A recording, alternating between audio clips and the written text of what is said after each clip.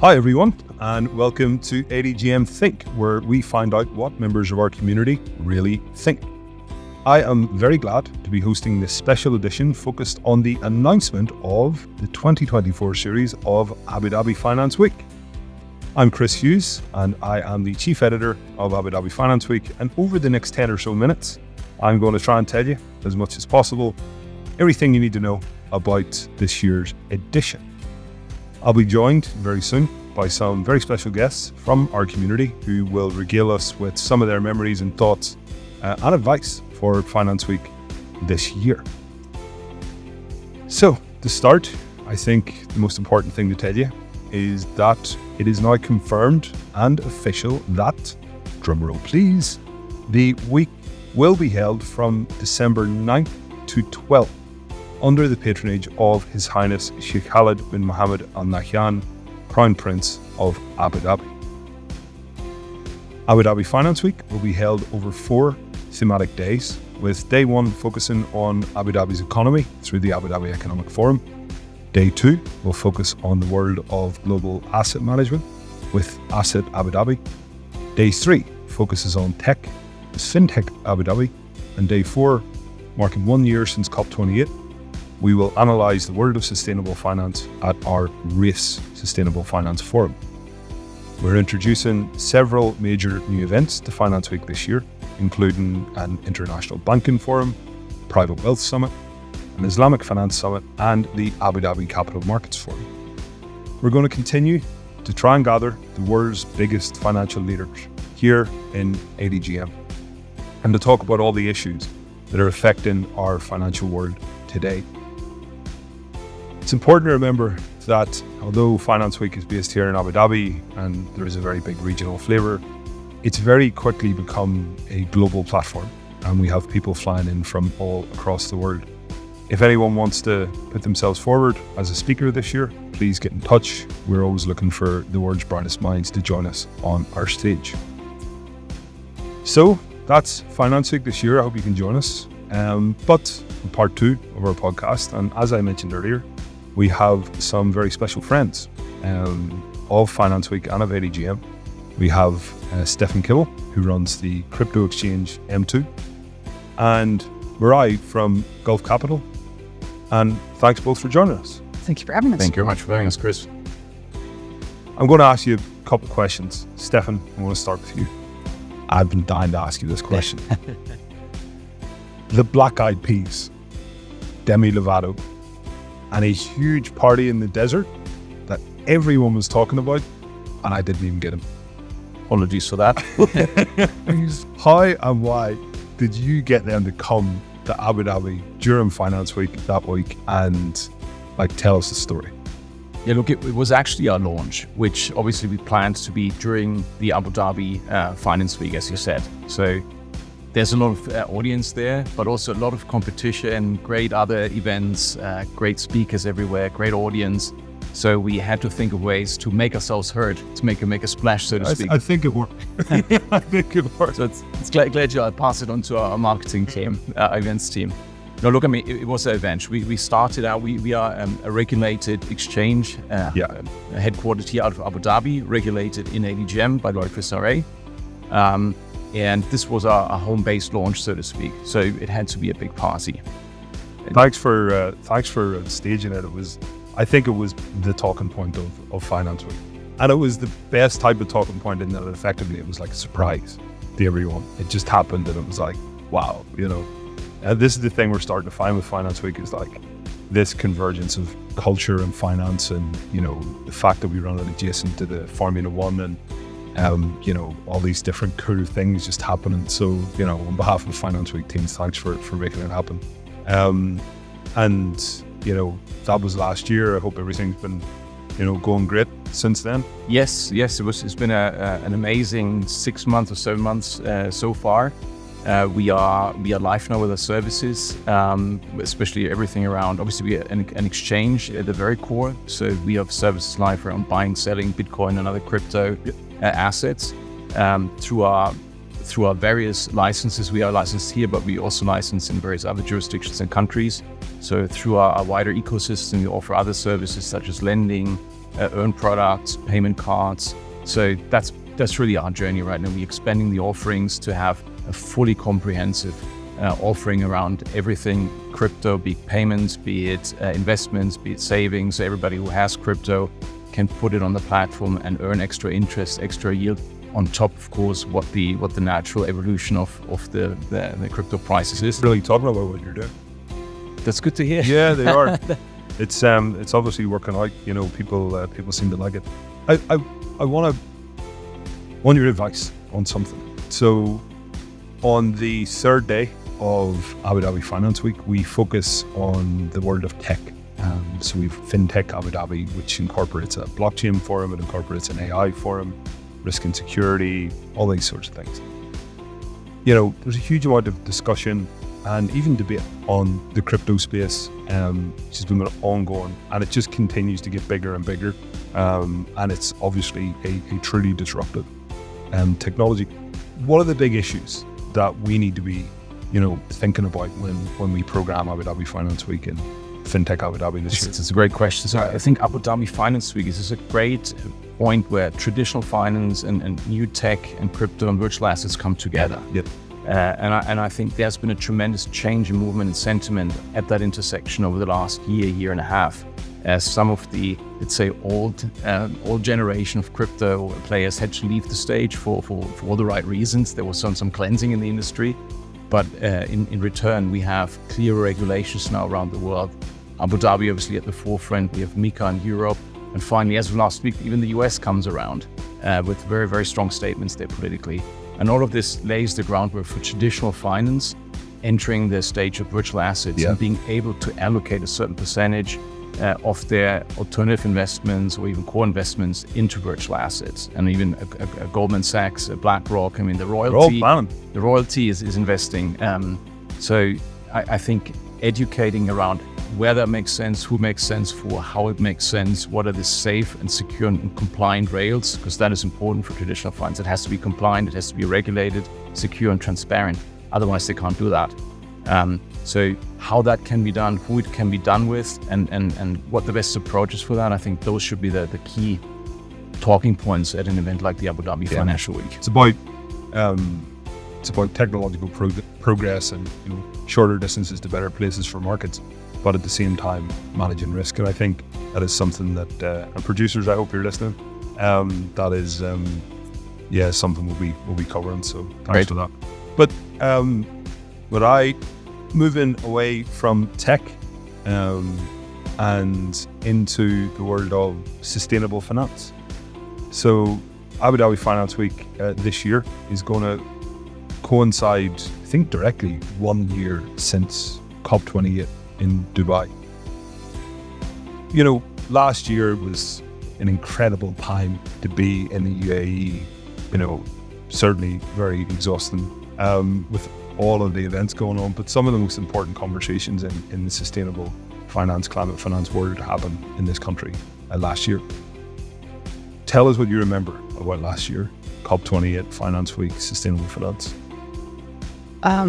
Thank you for posing the question, but I'll alter it a little bit because we're not moving away from tech. I think it's about incorporating tech in a different way, whereas sort of Stefan's focusing on a different kind of tech.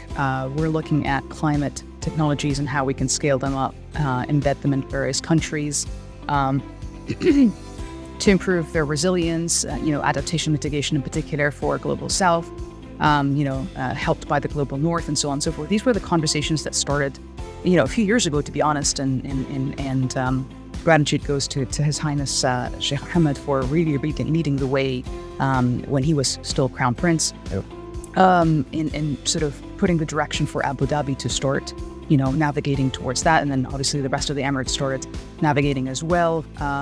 But last year, I was, as you know, Chris, I was partially seconded to the COP28 presidency as a senior advisor on behalf of Gulf Capital, but really senior advisor to His Excellency, the president of COP28. And in that capacity, we drove the conversations in the lead up to COP20. And I must give kudos to the 200 or 300 person team at COP28. Really shocked the world. Yeah. In December, But announcements are just the beginning of a new era, as opposed to, the culmination of the actual work, because they gather people around the table and agree to, go ahead in a certain path. And since then, we've all been sort of, I'm no longer part of the COP28 team. My secondment ended towards the end of last year. But even at Gulf Capital, we continue to support the COP28 mission and the UAE and the region's sort of broader region's mission in directing further investments towards a much needed sector that is actually quite profitable. And most people don't realize that, but it's very, very profitable. Yeah. It's been an incredible year. We at ADGM, I guess, were one of the outcomes of COP28 last year, being an emerging centre for climate finance. Obviously, Altera, biggest climate finance fund in the world, is based here. We've got the world's first regulated carbon exchange here. So there's a lot of substance, and that substance, as you quite rightly said, has been going on for a while now, for years. And I think the green shoots are starting to emerge through the ground now, but the seed were planted a long time ago. Similar question to what I asked Stefan a few minutes ago. We're writing the agenda for our race event this year. It's about climate finance. It's on the 12th of December. What do we need to be talking about? What's important? Action, action, action. I think the time for talking has really ended. If anything, it's all about what's next steps and how to keep people, especially global investors, on the what do you call it, the thin and narrow. I forget the actual term, but really sort of keep them on a line. Straight and narrow. Thank you. Well, thin too. Thin and narrow. Thin, straight and narrow. Yeah. Because ultimately, it's all about accountability and focus. To your point, people talk a big game. Talk about, let's invest, billions of dollars. I'm not talking about obviously the substance that we have here, but I'm talking about generally. A lot of institutional investors globally talk about, let's invest billions of dollars, and then when you sort of peel the onion 5 years later, not a dime has been invested, and you're like, but where are your promises? How many? I don't necessarily like the term, but it's the unit that we use. How many carbon dioxide equivalent units have you actually removed or reduced from the atmosphere? Make it more materialistically, are tangible for people to realize how much money have you invested and how much impact have you realized. So taking it away from PR into reality, and what is the reality of? And I think that's very good advice. And I think that it's something that is quite in our DNA in ADGM to think about substance, think about reality, to think about actions first, announcements later. People saying, oh, we have these big problems, or, this is what we'd love to do. Okay, well, that's all fine, but what have you done, and what is the substance? To give an example, so, the word sustainability started becoming fashionable a few years ago, really, not longer than that. Yeah. But these sectors that sort of underline sustainability, be it sustainable infrastructure, food, logistics, water, renewable energy, circular economy, all of these sectors are at least a decade, if not 2 or 3 old, right? Water desalination's been part of this country's upbringing, if you will, 50-some years ago, right? So these are sectors that we as a firm have invested in for the last decade and a half. And so last year we went through the exercise of saying, okay, let's peel the onion. Let's look at the sectors that we've invested in and see if we actually made money or not in those sectors. Turns out we made 3.3 times multiple. That's top decile globally. To put things into perspective, we're not just making money, we're making a ton of money, putting us in the top decile globally versus all private equity, including US. And that's unheard of. People don't realize that you can actually make a lot of money doing good in this part of the world. And we've been doing the circular economy works. Yeah. Doesn't always work, but in certain cases it works, and in your case it seems to be working. I think that's fascinating, and it's something that we'll explore further. But I think we're kind of running out of time, and hopefully both of you will be able to join us in December. We'd love to have you on the respective stages. We have 50 events this year. Oh, wow. across the week. 7 stages going at any one time. Do you up it up every year? The number of events? So next year my hair will be entirely white. So just be ready. But we just keep making it bigger. I think it's just really working Finance Week is probably the right thing in the right place at the right time. Absolutely.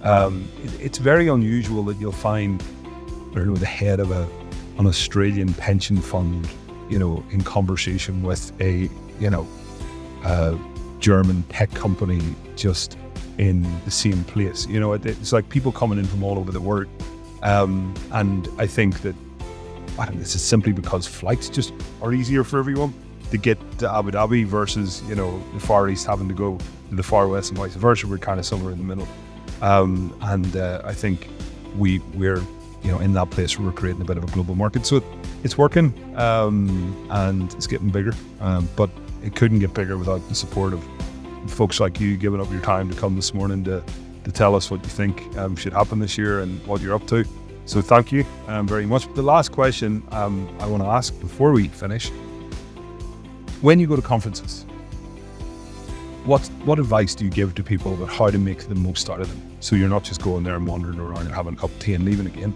You're actually doing some business. What way do you play it? True. So absolutely spot on. It's all about the preparation. Look, check the agenda, check the speakers are there, the exhibitors are there. Be clear on who you want to talk to. Usually there's an app where you can book meetings up front. Make sure you plan the side events you want to go to, the main presentations you want to go to, and the one-on-one conversations you want to have. Otherwise, it's walking around collecting free goodie bags and eating cookies, which is lovely, but it's probably a waste of time. Yeah, exactly. I think it's about the meetings. What do you think? Same largely. I second what Stefan's saying, but I also would say don't book yourself 100% of the time, because there's always this odd person or odd, event that you get invited to last minute. Yeah. Case in point in your event last year, that if you had sort of booked yourself 100% for, you wouldn't have been there. Yeah. And the serendipitous encounter, just bumping into someone that you just didn't really know. This is why we divide Finance Week into 50 events. It's like a library. When you go to the library, you go to the overarching theme you think you might be interested in, and then you find the sub-theme, and then you pick out the book that you like. This is the way we've designed Finance Week, is that you can go there if you're interested in risk and security or, that kind of thing, or cybersecurity. You can go to that particular forum where there's going to be sort of 150 or 200 like-minded people around you. You're more likely to bump into someone that you might find interesting to meet. But great advice. That's us for today. And thank you again. And that's it for another episode of ADGM Think podcast. And we will see you at Abu Dhabi Finance Week. See you in December. Bye-bye.